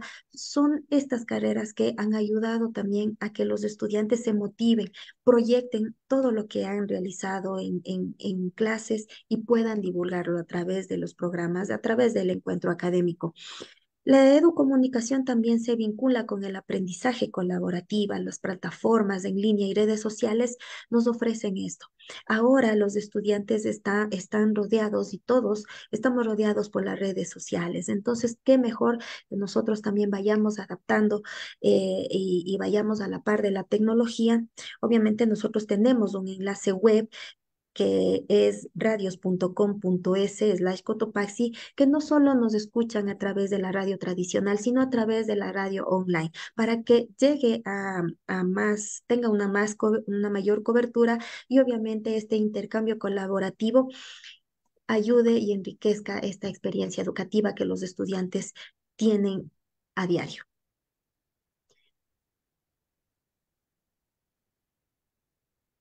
Bueno, primero, muy buenos días con todos. Gracias, Benito, por introducir un poquito al todo el proyecto de investigación que hemos realizado. Como les había contado, Vero, al inicio, nosotros es un programa, el programa Encuentro Académico nació en una radio que ahora ya no existe, entonces para nosotros también eso ha sido como un problema en el camino mientras íbamos desarrollando este proyecto de investigación. Sin embargo, yo quisiera antes de empezar con la metodología contarles que el programa Encuentro Académico actualmente mantiene un convenio con Radio Cotopaxi que pertenece al gobierno provincial de Cotopaxi y que nosotros lo realizamos en un horario de 14 a 15 horas todos los días lunes. Radio Cotopaxi a través del dial 106 FM, Sierra Centro y 89.5 Subtrópico de Cotopaxi. Entonces, las personas que nos escuchan no es solamente los estudiantes de todo lo que es el Instituto Superior Tecnológico Vicente León, sino también toda la ciudadanía y la zona centro. Eso un poquito para que ustedes tengan como referencia acerca del estudio de caso que les cuenta Vero, con quien hemos trabajado durante estos 2 años en este estudio de caso, que no, es importante desarrollarlo y comprender que tiene ya 2 años al aire el programa y que empezó para la construcción del programa. La investigación, una primera investigación como producto, tuvimos el programa. Ahora en esta segunda fase lo que estamos haciendo dentro de la investigación es justamente esta investigación de caso que se establece en lo que es el tema de investigación específicamente en una investigación descriptiva y en una investigación explicativa, porque lo que queremos es analizar por partes todos los segmentos del programa para ver si realmente está teniendo los resultados que nos planteamos en nuestro proyecto, la Educomunicación como estrategia pedagógica en la radio. Entonces, a partir de ahí, nosotros nos planteamos también establecer el método de investigación analítico, donde vamos a descomponer, como les contaba, todo nuestro programa, todos los segmentos, y ver si realmente estamos cumpliendo con las expectativas y los objetivos que nos planteamos. Como ustedes conocen, al ser el Instituto Superior Tecnológico Vicente León una entidad de educación superior adscrita a la CENESID, no tenemos autonomía, por lo tanto no tenemos presupuesto y tenemos que buscar estos convenios para que podamos nosotros trabajar en estos convenios y podamos establecer estos nexos para poder salir al aire, porque de lo contrario no podríamos realizar eso. Esa sería como una desventaja que tenemos. Y también la investigación, este estudio de casos se lo ha realizado únicamente con los estudiantes del Vicente León para medir la audiencia, la importancia del programa. Tampoco lo hemos podido realizar a nivel externo porque no tenemos presupuesto para poder ejecutar a nivel de toda la ciudadanía, todos los que nos escuchan. Por eso también les comentó Berito que teníamos una población del total de 1.200 estudiantes, de ella una muestra de 200 estudiantes y de docentes aproximadamente 103 docentes y de ellos 50 docentes que han participado en este estudio de caso. Entonces, un poco ya contándoles del tema de la metodología, vamos a pasar a lo que sería ya el análisis del trabajo que realizamos nosotros ya en el estudio de caso. Y efectivamente, ¿no? Primerito lo que hicimos fue establecer cuáles eran nuestras fortalezas, nuestras debilidades para poder tener claro y en base a eso poder seguir trabajando. Como fortalezas, algo importantísimo, tenemos profesionales de diferentes áreas, tenemos 7 carreras en el Instituto Vicente León, entonces, perdón, 8 carreras, entonces realmente eso es una fortaleza y esta fortaleza nos da que también los docentes sean de muchas áreas, de diferentes áreas y podamos en el programa radial tocar todas esas varias áreas para que la ciudadanía y la comunidad educativa pueda educarse un poquito. Otra fortaleza también es que logramos mantener este convenio con Radio Cotopaxi. Yo les había contado que iniciamos con una radio que ya cerró, que era Radio Municipal Atacunga, que devolvieron la frecuencia y realmente ahí se terminó el programa, pero luego gracias a los enlaces que pudimos realizar y la buena voluntad también de la prefecta de Cotopaxi, pudimos establecer este convenio y a través de este convenio nos encontramos otra vez al aire. Otra fortaleza también que nosotros hemos establecido es que tenemos muchísimos estudiantes, más de 1.000 estudiantes, y de ellos y con ellos es con quienes trabajamos. Al inicio del programa únicamente participaban los docentes, ¿no? Esto recordaremos con Berito que únicamente participaban los docentes y obviamente la interacción no era tan activa con los estudiantes. Viendo esto es cuando decidimos también durante este año ya involucrarles a los estudiantes a ser parte de este programa de radio. Entonces con eso nosotros tenemos un programa más interactivo. Dentro de las debilidades que nosotros podemos también encontrar, entre ellos está el tema del horario. este horario que nosotros nos implantaron. Digo implantaron porque a un inicio habíamos planteado otro horario, pero como tenemos el convenio y obviamente nos sujetamos a la parrilla de la radio, se nos cambió este horario y tuvimos que sujetarnos, ¿no? Nosotros no tenemos recursos para pagar ese espacio y decir yo quiero el triple A. Lamentablemente no podemos hacer eso, entonces tenemos que sujetarnos al horario. Sin embargo, esa debilidad yo creo que la hemos también transformado en fortaleza para poder llegar a donde nos encontramos ahora y que dentro de los resultados que les voy a presentar, ustedes podrán darse cuenta que definitivamente hemos logrado que el estudiante se involucre en los programas radiales, que el docente se involucre en los programas radiales. Creamos también el tema de corresponsabilidad social de la institución educativa a la que pertenecemos con la ciudadanía a través de lo que es la educomunicación. Entonces, esto también estableciéndonos como lazos dentro de lo que es el Consejo Provincial a través de Radio Cotopaxi.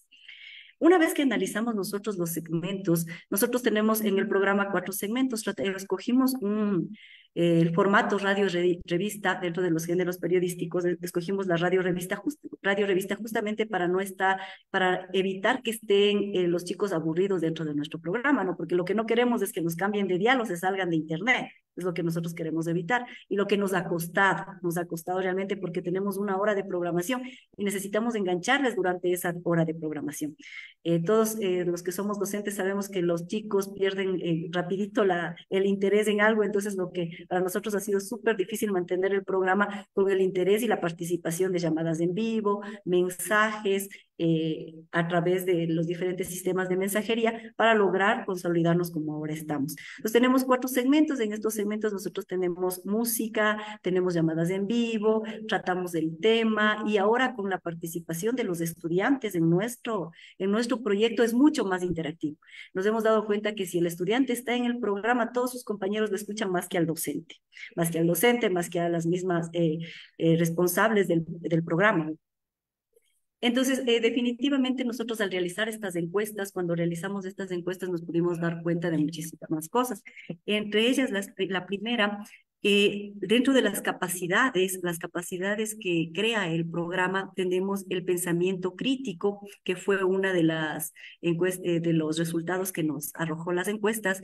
Generamos mucho pensamiento crítico, comunicación efectiva que creo que es fundamental que nosotros tengamos no solamente en la academia, sino en las actividades diarias, en el hogar, y también el tema de aprendizaje autónomo. Al poner estas capacidades formativas que sacamos y que logramos obtenerlas en las encuestas, nos dimos cuenta que sí estamos generando un impacto en nuestra comunidad académica. Como les digo, lamentablemente no pudimos hacer un sondeo de cómo nos encontramos, cómo nos ve la ciudadanía en nuestro programa. Sin embargo, al menos dentro de lo que es nuestro público objetivo, que es a nivel interno, yo podría decir que tenemos buenos resultados y por eso nos encontramos felices de este trabajo que estamos realizando. Tenemos también otra, dentro del trabajo que realizamos, como es el contenido. Dentro del contenido que estamos manejando, ahí sí tuvimos que reformar este contenido, porque como es una hora de programación, lo que queremos es que se quede en esta hora de programación con nosotros y no estábamos cumpliendo ese objetivo. Lamentablemente al inicio del programa solamente teníamos cierta cantidad de estudiantes que nos escuchaban, de pronto por el formato, y durante el transcurso de estos 2 años hemos ido cambiando todo esto para lograr ahora establecer o tener un contenido del programa donde tengamos entretenimiento, donde tengamos contenido educativo, donde tenemos entrevistas, donde tenemos música, donde tenemos consejos. Entonces, durante el camino de este programa radial Encuentro Académico, hemos logrado ir cambiando ciertas cosas y ahora con estas encuestas también vamos a mejorar, porque sí en las encuestas lo que nos ha arrojado es que sí necesitan más información, pero de la comunidad, por ejemplo, que es algo que nosotros no manejábamos. Siempre estábamos como enfocados de forma permanente en la comunidad académica, no en la sociedad. Entonces, esto es algo que arrojó nuestras encuestas realizadas a los 200 estudiantes y que debemos, en cambio, ya seguirlo mejorando, ¿no? Acoplándole a nuestro programa radial. Ya iremos pensando también en ciertas estrategias, cómo vamos a ponerle en la hora de programación o en los segmentos el tema de involucrar a la comunidad, no como comunidad académica, como les menciono, porque eso es lo que estábamos pensando y nosotros estábamos enfocadas así, sino más bien como la sociedad. Otro de los temas dentro de las encuestas realizadas importantísimos que realizamos es que la mayoría de personas, creeríamos nosotros que la mayoría de personas ahorita nos escucha vía online, ¿no? Y no es así. La mayoría, exactamente del 100%, el 55% de las personas nos escuchan a través del dial de la radio. Entonces, para nosotros esto es muy bueno también, porque en un mundo tan digitalizado en el que nos encontramos, creeríamos que todos nos escuchaban a través de la página web de la radio. Pero nos llevamos la sorpresa también que el tema de la radio a través del dial es muy importante y obviamente el medio de comunicación radial como un medio de comunicación tradicional. Sabemos que el impacto es fuerte y por ello mismo escogimos la radio, porque también sabemos que podemos llegar a los lugares donde otros medios de comunicación como los actuales, los digitales, no pueden llegar, por el tema mismo del acceso al Internet, que no todos gozamos de tener este servicio como es el Internet. Entonces, dentro de estas encuestas nos han dejado muchísimos buenos resultados positivos que nos alegran muchísimo, porque si es que no tenemos todavía diferentes segmentos que nos ha propuesto la colectividad, vamos a trabajar con Berito y con todos los que realizamos este programa, incluida la radio, vamos a trabajar con ellos para poder mejorar el proyecto. Este proyecto realmente nos ha permitido, como les mencionaba Vero al inicio, que los estudiantes y docentes también tengan una mejor comunicación. ¿Por qué? Porque cuando iniciamos el programa dentro de nuestros docentes mismos teníamos mucho nerviosismo, un poquito de miedo, siempre el temor al desconocido, no he participado en radio, pero ahora como ya estamos como 2 años, ellos también se involucran y más bien ahora ellos son los que nos dicen que les gustaría participar, que tienen un tema de interés social para la comunidad. También quisiera indicarles que dentro de los programas que nosotros realizamos no se trata solamente de temas académicos, sino también temas generales. Por ejemplo, cuando hablamos de marketing, damos consejos a la ciudadanía cómo los pequeños negocios van a poder mejorar sus ventas a través de los procesos de marketing, las estrategias de marketing que plantean los expertos en el tema. Lo mismo pasa, por ejemplo, en el tema de contabilidad, plantean temas los docentes que les permite a la colectividad y a la sociedad en sí mejorar el tema de facturación, el tema de todos los temas contables o servicios contables que necesitarían en su hogar. Sé que 1 hora no es suficiente para poder abarcar un tema y nos queda muy corto en ocasiones, temas sueltos. Sin embargo, hacemos lo posible para que por lo menos esos tips, esos mensajes lleguen a toda la ciudadanía, a la colectividad académica y nos permitan contribuir en algo el tema de la educación.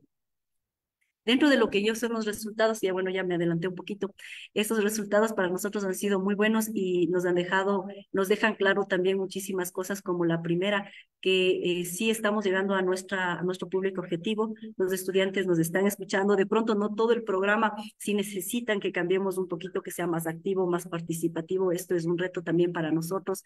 Y también los resultados que se han establecido o que se establecen dentro de este proyecto también es darle la vuelta un poquito a nuestro programa, entendiendo que no solamente nos escucha la comunidad académica, sino también nos escucha la ciudadanía, nos escucha la persona que está en la casa cocinando, la persona que está en el taxi, nos escuchan las personas, los niños en ocasiones, los adultos mayores que están en su casa descansando, entonces nos escucha toda la ciudadanía. Entonces este giro sí vamos a trabajarlo con Vero en base a los resultados que nosotros hemos ya identificado a través de este estudio de caso que nos ha permitido identificar nuestras fortalezas, nuestras debilidades, las oportunidades que tenemos para poder cambiarlas y mejorarlas.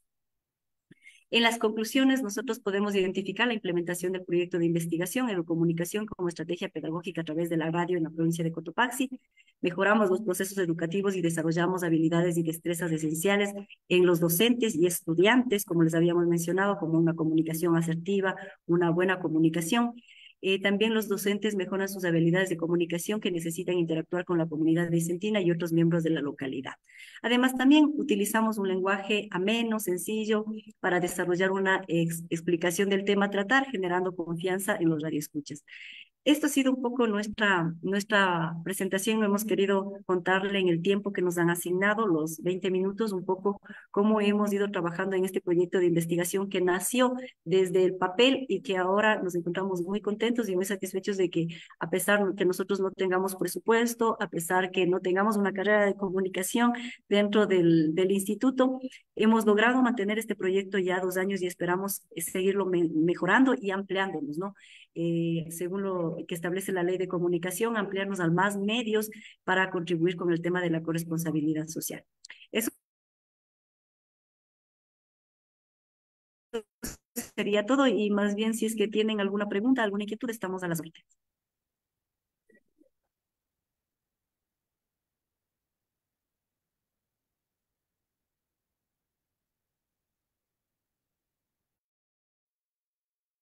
Agradecemos la intervención de Verónica Peña Herrera y su grupo. A continuación, damos paso a Santiago León con el tema Delitos cometidos en medios de comunicación.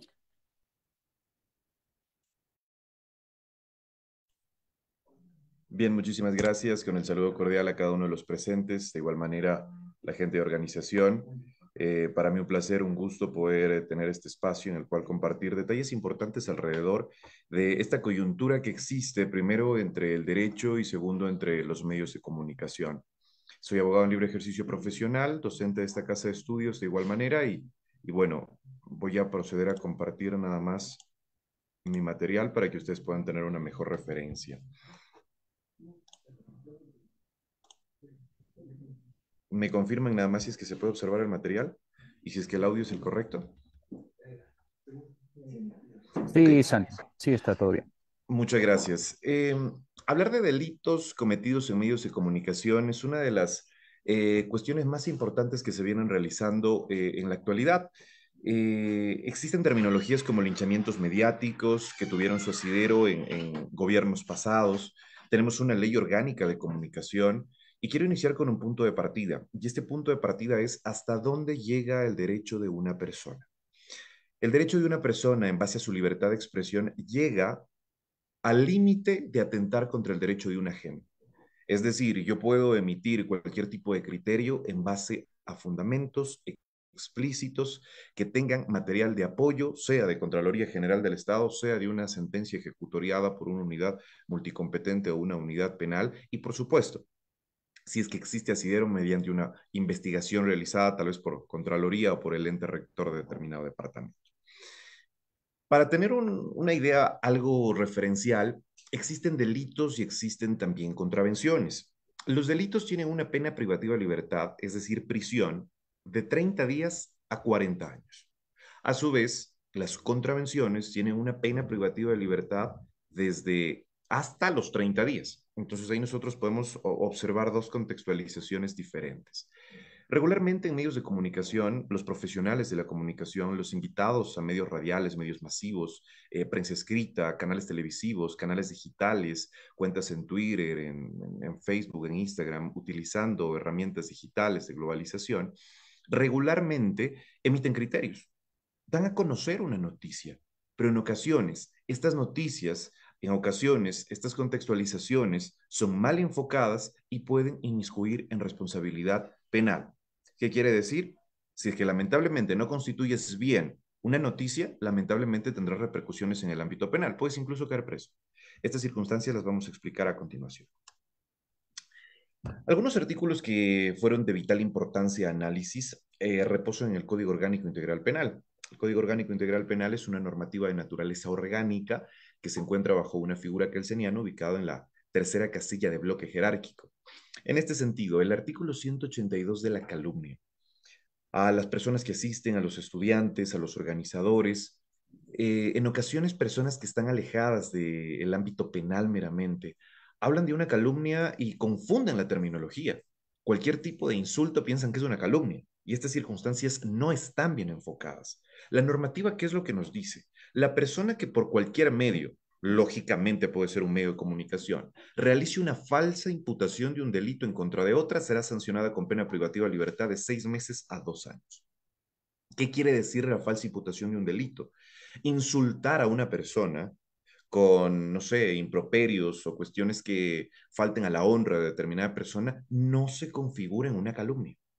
¿Por qué? Porque la calumnia lo que nos menciona es la falsa imputación de un delito, que sí se logra constituir como una calumnia, para que ustedes me entiendan de mejor forma y una referencia muy importante, es cuando nosotros damos a conocer un epíteto, un calificativo que tenga con vinculación una sentencia ejecutorial. Por ejemplo, decirle ladrón en un medio de comunicación. Por ejemplo, decirle narcotraficante en un medio de comunicación. Referir muchísimo a la palabra corrupción. ¿Por qué? Porque esta misma palabra engloba todos los delitos en contra de la administración pública: cohecho, concusión, enriquecimiento ilícito, etcétera. Estas circunstancias deben tenerlas sumamente claras. Los profesionales que trabajan en radio, los profesionales que trabajan en televisión, los profesionales que están al frente de las cuentas de redes sociales de los distintos medios y, por supuesto, la prensa escrita.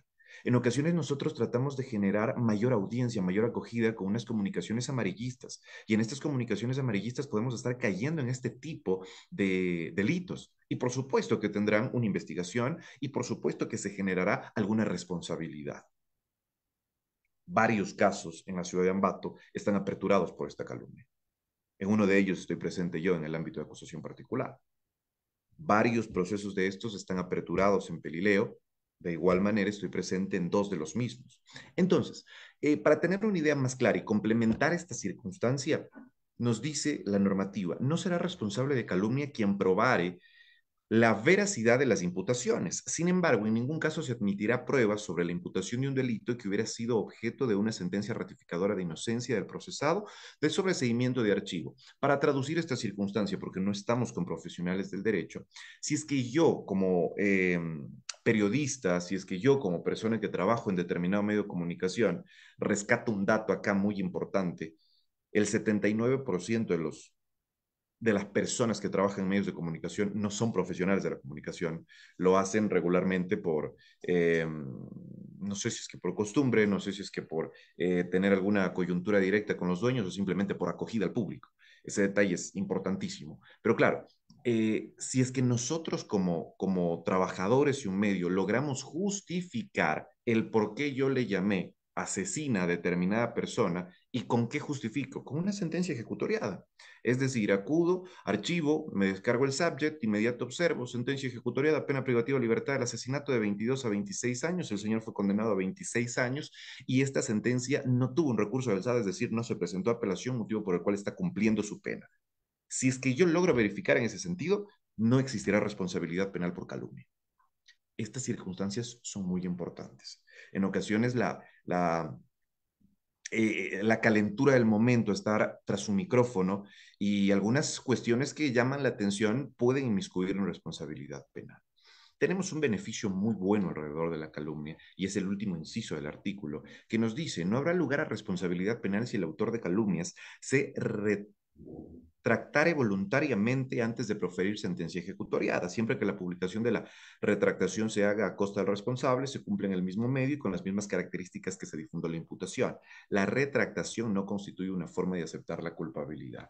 ¿Qué pasa si iniciamos un proceso porque a determinado político le llamamos o cometimos una calumnia con determinado político? El político de inmediato inicia un proceso de naturaleza penal, un proceso que no tiene acción penal pública, es una acción penal privada, iniciamos mediante una querella y el proceso se apertura, lamentablemente se realizan las investigaciones por parte de la unidad judicial, el acervo probatorio es presentado de muy buena forma y apenas ahí todavía existe la posibilidad de que el querellado o la persona que realizó la calumnia, el comunicador social, en su mismo medio de comunicación, a una misma hora, en el mismo programa, mediante la réplica amparada en la ley orgánica de comunicación, emita disculpas públicas. Lógicamente que la credibilidad de un profesional en ese sentido, y más si es que ya tiene sus años de experiencia, va a tener responsabilidad. Y algunas circunstancias van más allá, que les explicaré si es que el tiempo nos los permite por el corte de luz que se viene a las 11. A las personas que están atentas a esta conferencia, hablamos de la calumnia como delito. Hay otro tipo penal que de igual manera inmiscuye una responsabilidad. El artículo 396 del Código Orgánico Integral Penal nos dice contravenciones de cuarta clase. serán sancionadas con pena privativa de libertad de 15 a 30 días. Las personas que por cualquier medio, inclusive a través de cualquiera de las tecnologías, ojo que aquí entran redes sociales, comunicación, refiriéndonos a medios, profiere expresiones en descrédito o deshonra en contra de otra, ya sea mediante lenguaje violento, agresivo, vulgar u hostil. Ahora sí, el tema de insultos, el tema de falta al buen nombre, el tema de utilizar un lenguaje de naturaleza violento es tipificado, es decir, es sancionado. Mucho cuidado, profesionales de la comunicación. Nosotros cuando tenemos un micrófono enfrente, y se los digo a nosotros porque también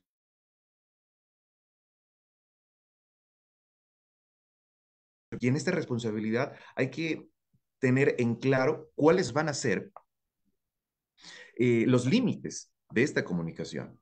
Lenguaje violento, atentar contra el buen nombre de determinada persona. Por ejemplo, criticar una obra realizada, digamos, con un presupuesto X, en la cual nosotros no estamos de acuerdo, porque para nosotros como comunicadores es una obra mal realizada, es un redondel que no tiene sentido, es una pavimentación que no tenía la factibilidad necesaria o el estudio necesario. Ese tipo de cuestiones inmiscuyen en una contravención de cuarta clase. Aquí sí cualquier tipo de insulto, bueno, por respeto no voy a dar a conocer, pero ustedes van a entender qué tipo de insultos me refiero. Claro que pueden inmiscuir en una contravención de cuarta clase. Yo tengo aperturado un proceso de este tipo para darles una idea.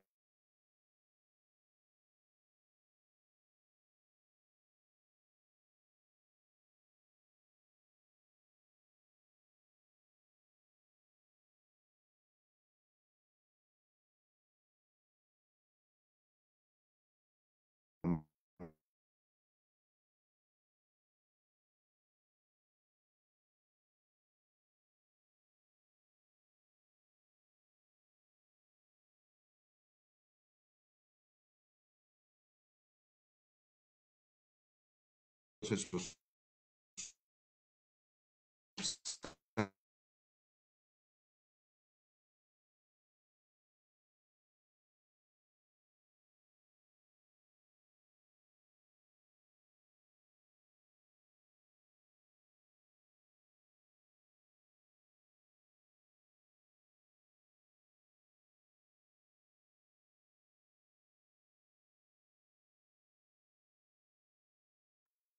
Tuvimos algún inconveniente de conexión con el profesor Santiago León. Esperemos que se pueda conectar hasta antes de que podamos, que venga el corte de energía. Esperemos un segundito. Muchas gracias.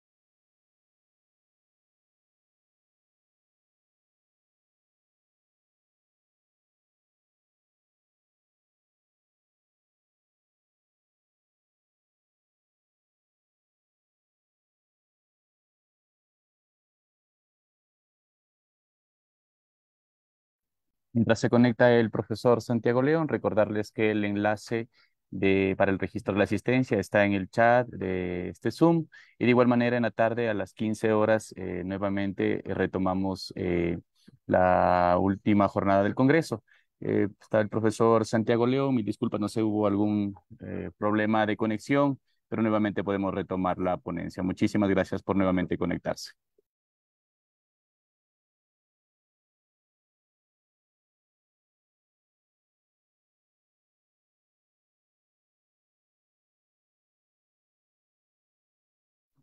Hola, sí, volvemos. En realidad, una disculpa, el tema de la comunicación me parece que no fue la mejor, pero claro, vamos a continuar con un pequeño detalle nada más, si es que me permiten nuevamente compartir el material de apoyo. En este sentido, es importante, creo yo, gestionar esta cuestión y con eso vamos a continuar. En fin. Meritorio, en su sentido, dar a conocer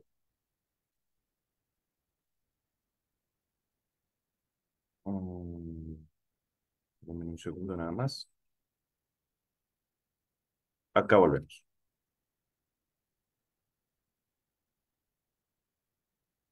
Correcto.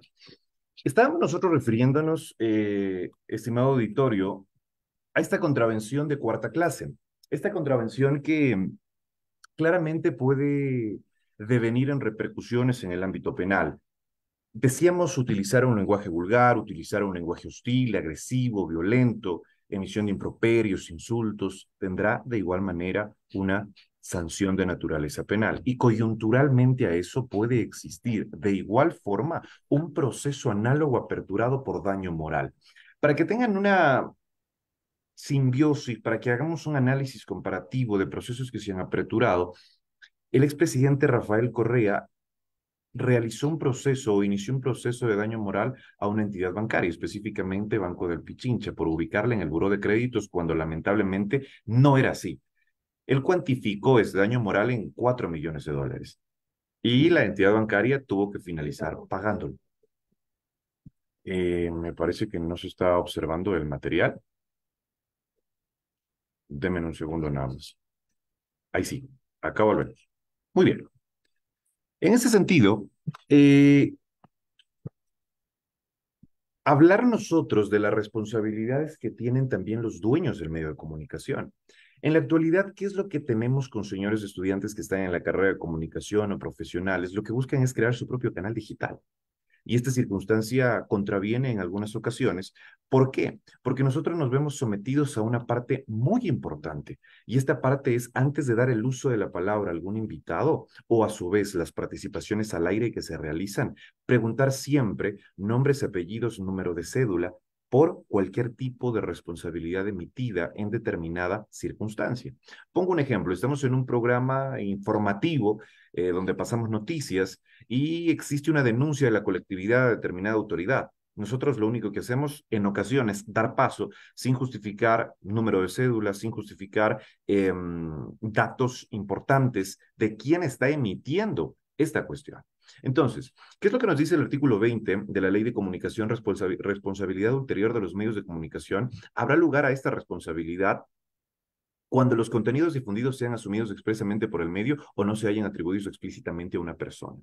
Y la otra, responsabilidad civil. Esta responsabilidad civil se podrá plasmar con indemnizaciones, compensaciones a las que haya existido lugar por el incumplimiento de la obligación de realizar las rectificaciones o réplicas por las afectaciones a derechos humanos, reputación, honor, buen nombre de los afectados, la persona natural o jurídica a quien se le puede imputar la afectación de derechos previo al debido proceso. ¿Qué quiere decir? A más de existir responsabilidad penal, es decir, te vas preso si es que es calumnia de 6 meses a 2 años, si es que es una contravención de cuarta clase de un límite de 30 días, desde los 14 hasta los 30 días, esta circunstancia también inmiscuye responsabilidad al medio de comunicación y además de eso una responsabilidad civil. ¿Qué quiere decir? Una responsabilidad pecuniaria, una responsabilidad económica, justificar un bien de naturaleza fungible, es decir, plata, que nos va a costar por esta emisión de improperios. Entonces, no solo afectamos como persona natural, como persona física, a determinado comunicador social, sino también nosotros afectamos al dueño del medio de comunicación, a la sociedad anónima, a la sociedad a la compañía limitada, a la sociedad por acciones simplificadas o a la empresa tras justificar un tipo de emisión de improperio, de calumnia o cualquier tipo de insulto de manera hostil, violenta dentro del medio. Esto amparado en la ley de comunicación. Ahora, existe responsabilidad y reglas de investigación en los delitos cometidos en medios de comunicación. Escuchen con atención esta justificación. Los directores, editores, propietarios o responsables de un medio de comunicación social responderán por las infracciones que se juzga y en contra de él se deberá seguir la causa. Si a pedido del fiscal no manifieste el nombre del autor, reproductor o responsable de la publicación. ¿Qué sucede si yo estoy en un programa? Yo soy el director de determinado programa radial. Damos paso a la colectividad llamada denuncia en vivo y le despotrican completamente a un político o a un tercero. Inician un proceso y como yo cometí la irresponsabilidad de no tener en cuenta un número de cédula, unos datos personales elementales, 2 nombres, 2 apellidos, la responsabilidad caerá ¿en quién? Lamentablemente caerá en el director, en el editor, en el propietario, en el responsable. Así que este periodismo crítico, este periodismo amarillista, este periodismo que en ocasiones quiere llamar la atención por vender, puede estar muy cercano a este tipo de delitos. Consejo nada más, informarse, tener muy presentes estas circunstancias y justificar lo necesario previo a. Más vale una consulta con un abogado en libre ejercicio profesional en este sentido, previo a tener un proceso aperturado que, claro, inmiscuirá una posible pena privativa de libertad y, además de eso, también responsabilidades en el ámbito civil. Hablamos de la remisión. Directores y administradores, propietarios de las estaciones de radio y televisión estarán obligados a remitir. Es decir, si es que existió la emisión de un improperio, va a solicitar la unidad judicial, fiscalía, dependiendo qué tipo de proceso sea, la grabación del programa para la emisión de los improperios, la materialización, la descarga, la explotación de determinada cinta para que en un proceso exista asidero dentro del mismo. Existe también un campo de investigación previa.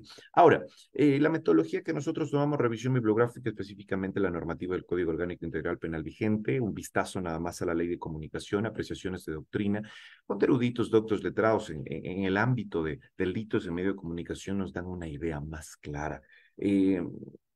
Los resultados, hicimos una pequeña investigación porque nos llama mucho la atención que varios trabajadores de medios de comunicación, primero, no son comunicadores, no tienen su título de tercer nivel, mucho menos un título de cuarto nivel, y por ende desconocen de estas sanciones civiles, penales, pecuniarias en medios de comunicación. La investigación fue explícitamente en Ambato. Quienes conocen, estamos hablando de alrededor de un 70%. Quienes desconocen completamente, estamos hablando de un 20% y bueno, quienes tienen una referencia normativa esencial, por ahí han escuchado algo, pues será un 10%. Las referencias bibliográficas que nosotros justificamos, conceptualizaciones de Ramiro García Falconi, de Larrea Holguín, de igual manera de Valco Lozano y las referencias normativas. Para yo poder enfocar y llegar a una conclusión, estoy muy apretado con el tema de la hora, entiendo, tienen ustedes algunas preguntas. La moraleja de esto, ¿qué es? Estos delitos cometidos en medio de comunicación, los sujetos procesales, ¿quiénes serán? Editores, directores, comunicadores, es decir, quien esté en el medio. Si es que existe o no existe una relación laboral con el medio, no inmiscuye en ningún tipo de responsabilidad. ¿Qué acostumbra los medios de comunicación acá? Celebrar un contrato de naturaleza verbal, más no un contrato de naturaleza físico y la inscripción dentro del Instituto Ecuatoriano de Seguridad Social. Eso lo digo porque lo conozco muy de cerca y varios de ustedes me darán la razón en ese sentido. Ojo, en la actualidad, que tu empleador no te afilie al Seguro Social también inmiscuye una responsabilidad penal. El empleador, el dueño del medio, se irá preso. Y esa circunstancia y esa disposición reza dentro de la normativa. Estos delitos en medio de comunicación en realidad pueden ser dos, pueden ser tres, los más conocidos, la calumnia, la falsa imputación de un delito, y además de eso, el tema de la emisión de improperios en base al 396 del Código Orgánico Integral Penal como una contravención de cuarta clase. Aquí no imputamos nosotros un delito, aquí sí lo único que hacemos es utilizar lenguaje violento, perjudicar al buen nombre, perjudicar la honorabilidad de determinada persona. ¿Cuánto aproximadamente durarán estos procesos? Un proceso de calumnia es un proceso de naturaleza privado meramente. Yo creo que puede durar unos 6, 7 meses. Y el otro, pues claro, el de contravención, mucho más rápido, se soluciona en procedimiento directo, audiencia única. En este sentido, perdón, procedimiento expedito, igual, audiencia única. En este sentido, entiendo que se podrá ventilar esto en unos 3 meses. Es rápido y las sanciones rigurosa, por llamarlo así, porque en ocasiones pensamos que como estamos en un medio de comunicación, la gente no conoce mi nombre, yo puedo emitir la cantidad de improperios necesarios, incluso en medios de comunicación digitales. Cuando nosotros realizamos transmisiones en vivo, utilizando redes de TikTok, redes de Instagram, redes de Facebook, este tipo de delitos son conocidos como delitos en medios de comunicación, delitos de igual manera que contravienen disposiciones del Código Orgánico. Me parece que tenemos algo más de 10 minutos antes del corte de luz. Reitero mi nombre, Santiago León, una disculpa por el tema de la conexión, nos tuvimos que cambiar de equipo, nos tuvimos que cambiar de computadora nada más, pero a las órdenes siempre, cualquier tipo de inquietud que tengan, nos las hacen conocer y si es que el tiempo nos da, pues bienvenido sea. Siempre gracias por la oportunidad a los organizadores y estamos a la orden a cualquier inquietud. Muy amables, buen día.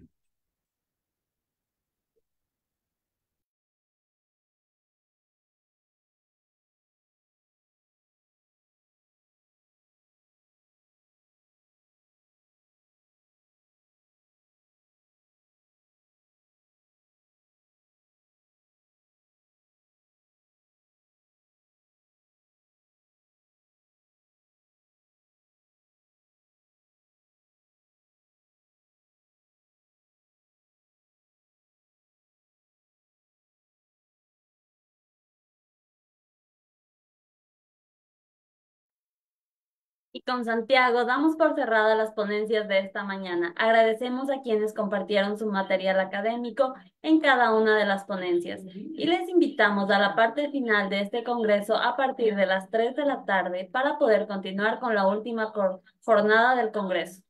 Comunicación, Sociedad, Cultura y Tecnología. Soy Evelyn Gordillo y fue un gusto compartir con ustedes esta mañana. Hasta la próxima. El mundo evoluciona y nosotros con él. Hemos transformado la Universidad Técnica de Ambato para transformar positivamente la vida de nuestros jóvenes y así transformar la sociedad. La UTA lidera la evolución educativa con infraestructura, laboratorios, tecnología de punta y talento humano que contribuye a la excelencia educativa. Transforma tu futuro. Estudia en la UTA. Revisa nuestra oferta académica en www.uta.edu.es. Universidad Técnica de Ambato. Cambio, evolución, transformación. Yo soy de la UTA.